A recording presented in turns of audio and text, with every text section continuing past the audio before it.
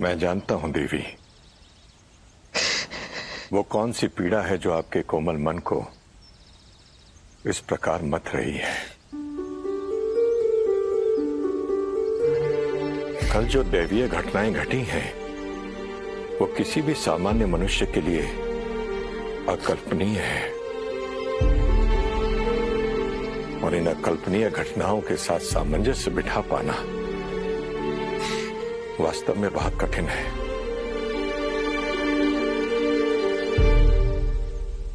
उस घटना का कारण मैं हूं ऋषिवर।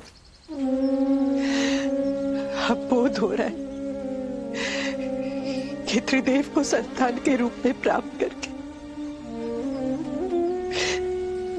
मैंने बहुत बड़ा अपराध किया है ऋषिवर।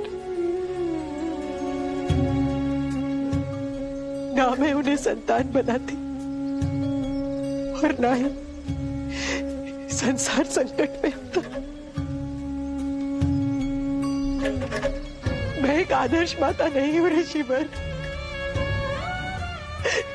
क्या एक आदर्श माता अपने स्वार्थ के लिए संपूर्ण संसार को संकट में डाल सकती है? नहीं ऋषिवर, नहीं, कभी नहीं। मैं बहुत स्वार्थी हूं। मेरा मातृत्व बहुत संकुचित है और शिव के साथ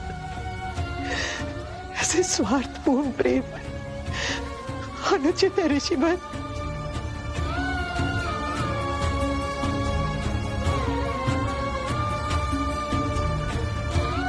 देवी, यदि आपका प्रेम स्वार्थी होता या आपका मातृत्व संकुचित होता तो क्या ये महान त्रिदेव इस प्रकार से आपका आंचल पकड़ आपके पीछे पीछे चल रहे होते? या देवों के देव महादेव संपूर्ण रूप से केवल आपके बताए हुए मार्ग का अनुशीलन कर रहे होते? एक सामान्य ऋषि पत्नी कैसे अपने धर्म का त्रुटिहीन निर्वहन कर पाएगी ऋषिवर? क्या ये अपराध बोध इस सामान्य स्त्री को? माँ,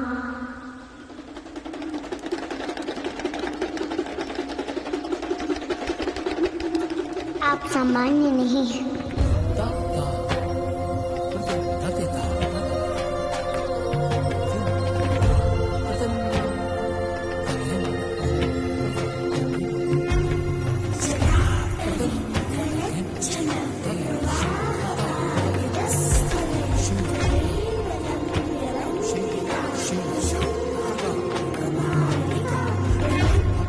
यदि आप सामान्य होती तो अपने पुत्र को संसार की रक्षा हेतु 7 लोगों के पार भेजने का साहस कभी नहीं करती,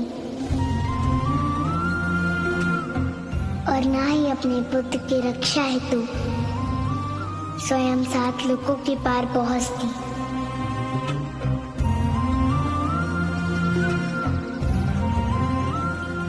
आप अपने सामान्य पुत्र को सदा अपने साथ रखिएगा माँ। माँ है तो पुत्र पूर्ण, माँ नहीं है तो पुत्र अपूर्ण।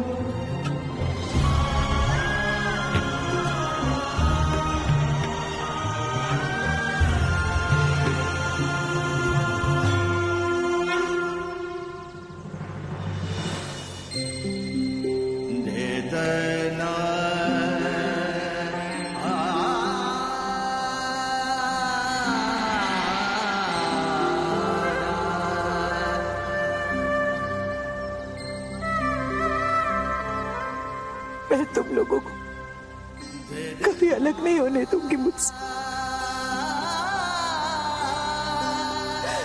कभी नहीं।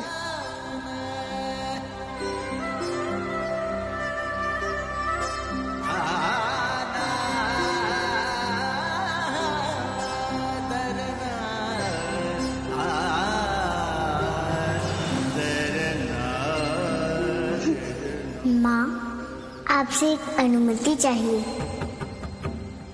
कहो। मैं नई पड़ोसन मित्र को धन्यवाद कहने उनके घर जाना चाहता हूँ माँ। जाऊं? आज्ञा है? नहीं बांधूंगी मैं शिव, अब तुझे किसी भी बंधन में। मुक्त हो, स्वतंत्र हो। जाऊं माँ?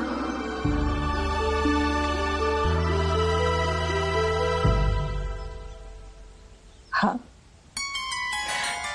अनुमति है।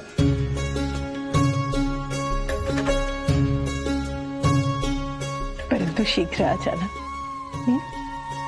हाँ माँ, शीघ्र लौट आऊंगा।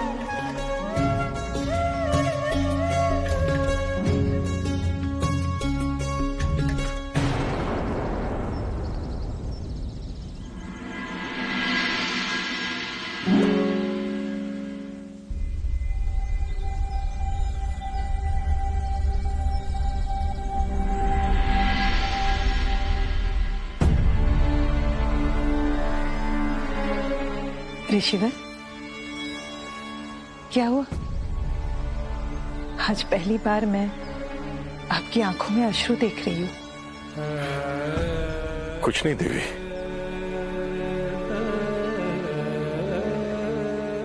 बस कल की घटनाओं से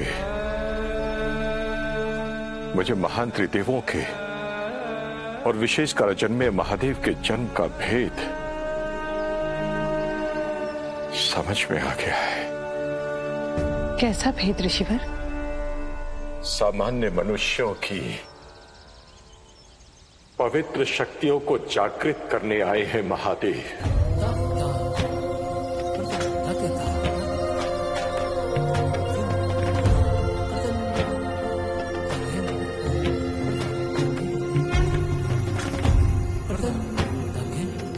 और इस महान पुनित कार्य के लिए आज ही एक सामान्य पिता अपने अद्भुत पुत्र को हृदय से नमन करता है।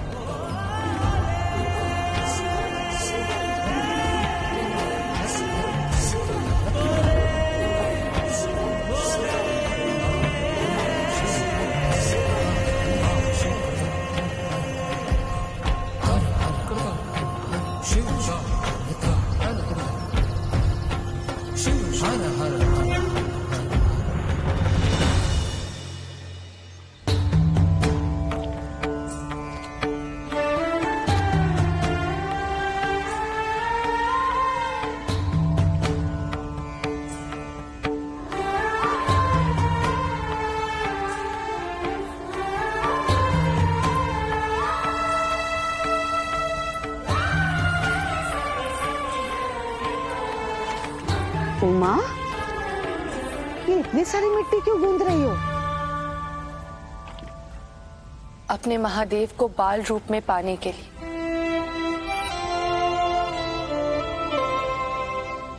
वैसे तो मैंने उन्हें कई बार पाया है, जन्म जन्मांतर तक उन्हें पाती आई, परंतु इस बार उनके बाल रूप को पाना चाहती।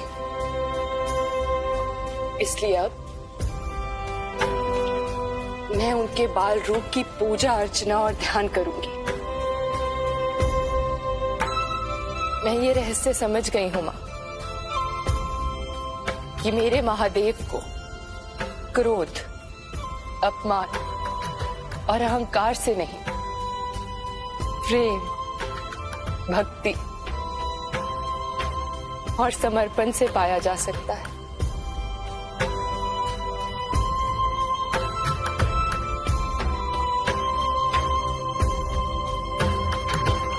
और बाल शिव को पाकर ही मैं अपने महादेव को पा सकती हूँ।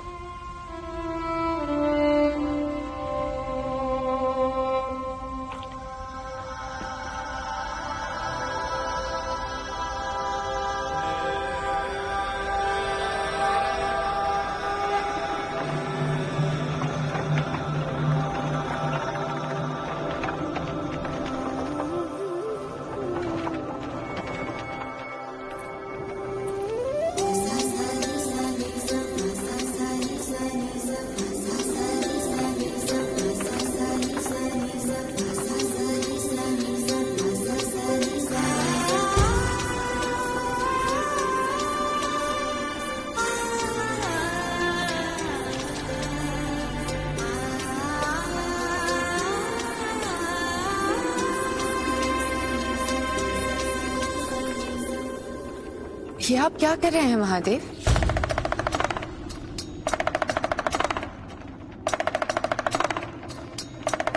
पात्र बना रहा हूं। वो भी नश्वरता का प्रतीक, मिट्टी से? आश्चर्य की बात है महादेव, संसार से दूर रहने वाले सांसारिक मिट्टी से सांसारिक वस्तु का निर्माण कर रहे हैं। ऐसा क्यों? अपने संसार के लिए। और कौन है आपका संसार? तुम हो मेरा संसार प्रिया।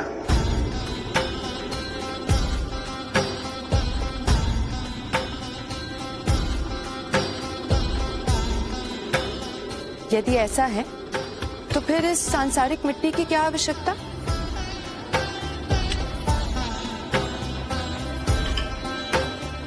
अनश्वरता के साथ नश्वरता का सायुज्य ही जीवन है प्रिय। समझ गई महादेव। अब विवाह हुआ है तो संसार भी तो मिलकर ही बसाना है।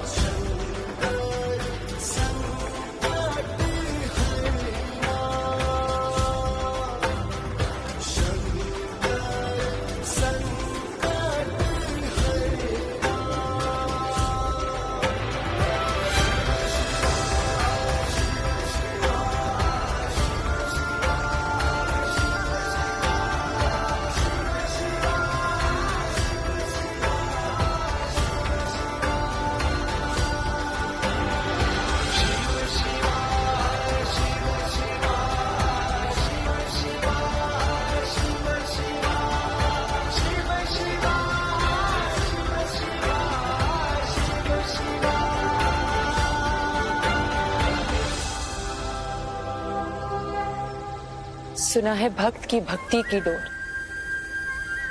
भगवान को भक्त की ओर खींच लाती है। मुझे विश्वास है कि आप अवश्य मेरी ओर खींचे चले आएंगे।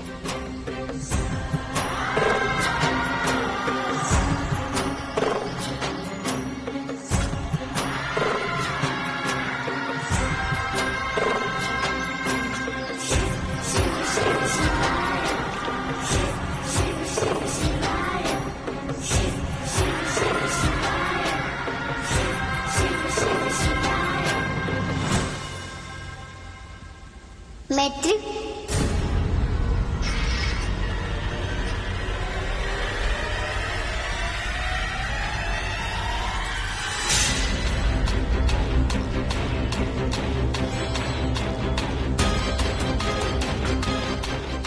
मुझे मित्र को रोकना होगा जब तक कि ये प्रतिमा पूर्ण नहीं हो जाती।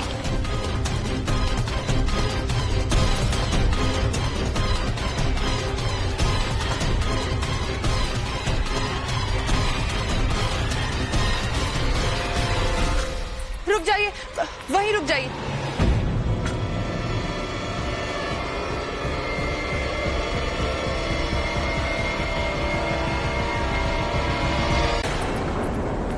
क्यों मित्र?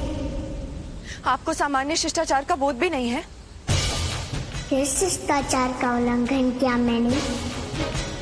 बिना मेरी अनुमति के मेरे भवन में आने के शिष्टाचार का।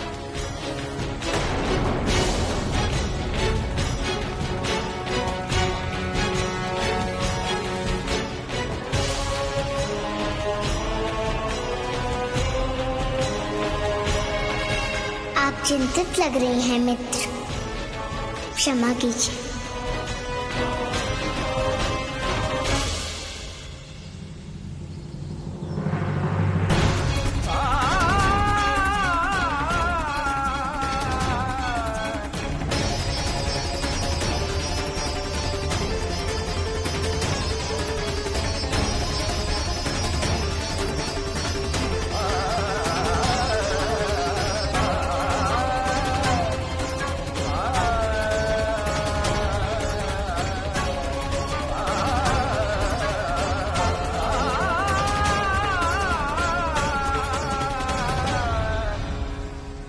मेरे इस अशिष्ट व्यवहार के लिए मुझे क्षमा कर दीजिए महादेव। मैं आपकी अधूरी मूर्ति आपको नहीं दिखा सकती। इस अधूरी मूर्ति को देखने के उपरांत आपके मन में पुनः कई प्रश्न जन्म लेंगे, जिनका संतोषजनक उत्तर मैं आपको नहीं दे सकूंगी। इसीलिए मुझे ऐसा करना पड़ा। मुझे दुख है मित्र कि मेरे कारण अभी आपको वापस लौटना पड़ रहा है। क्षमा महादेव, क्षमा।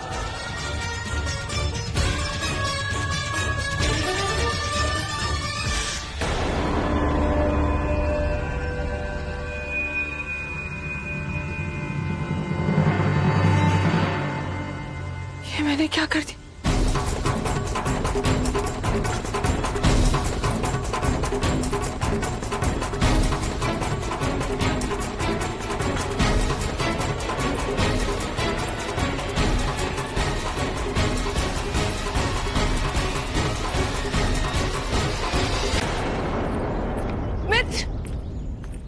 रुकिए मित्र, रुकिए।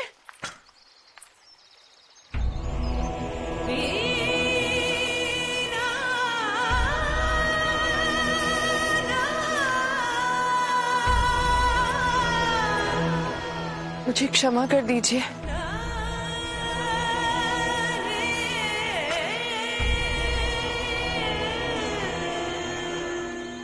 कैसी क्षमा मित्र? अपने व्यवहार के लिए। परंतु मित्र, क्षमा तो मैं आपसे मांगने आया था।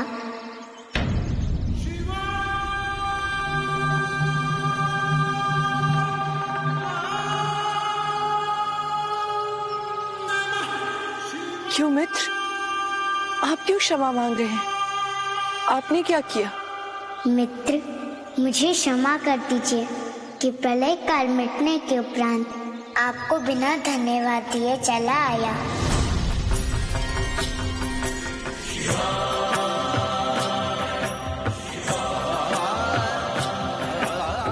क्षमा मांग के मुझे लज्जित मत कीजिए। उस प्रलय काल में आपको अपने इस मित्र का स्मरण था, जिसके कारण आज मैं अस्तित्व में हूँ। उसको विस्मृत करने का कोई कारण नहीं है मेरे पास।